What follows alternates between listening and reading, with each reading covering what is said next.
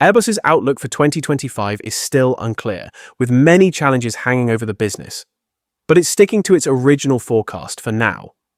A few months back, the European aircraft manufacturer said it aimed to deliver 820 planes from its commercial division this year, an increase on last year's tally. That projection was made with the hope that the broader operating environment would either hold steady or improve enough to make hitting that delivery goal realistic. Truthfully, though, Airbus has a track record of setting overly ambitious targets. Almost every year, that delivery estimate ends up being scaled back, and even then, they often fall short. Now, with fresh hurdles like rising political tensions with the United States and an ongoing global engine supply chain crunch, 2025 is shaping up to be another tough year. So, what exactly is dragging Airbus down right now? One of the biggest issues is getting aircraft delivered to airlines on time. Delays just keep piling up. For instance, Wizz Air recently confirmed it's facing yet another delay for its long-awaited A321XLRs. That single-aisle jet was supposed to enter service back in March, but there's still no new delivery date. Qantas, too, has faced setbacks with its A350-1000 ULR and the XLR, stalling its long-haul growth plans.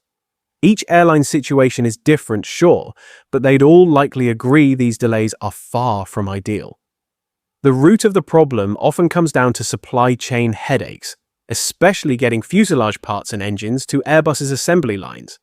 It's the same engine-related issue causing airlines across the globe to ground newer aircraft, including those powered by Pratt & Whitney engines, thanks to reliability issues and a shortage of maintenance parts. Airbus has said repeatedly that it has aircraft that are essentially ready to go. The catch? Engines are arriving too late or not at all, so final testing and delivery can't happen on schedule. Test flights are being pushed back too, causing more delays. Between engine troubles and fuselage shortages, these problems have been brewing for a while. But now political friction with the US is adding another layer.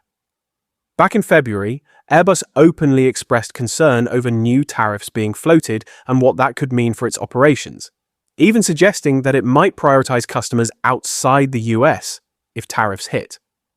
Why?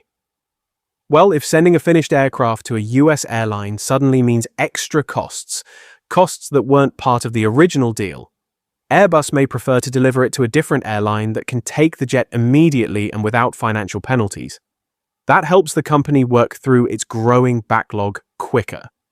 So, 2025 isn't short on hurdles for Airbus.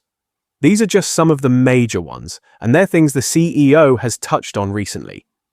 But the core message is the same as it was earlier this year.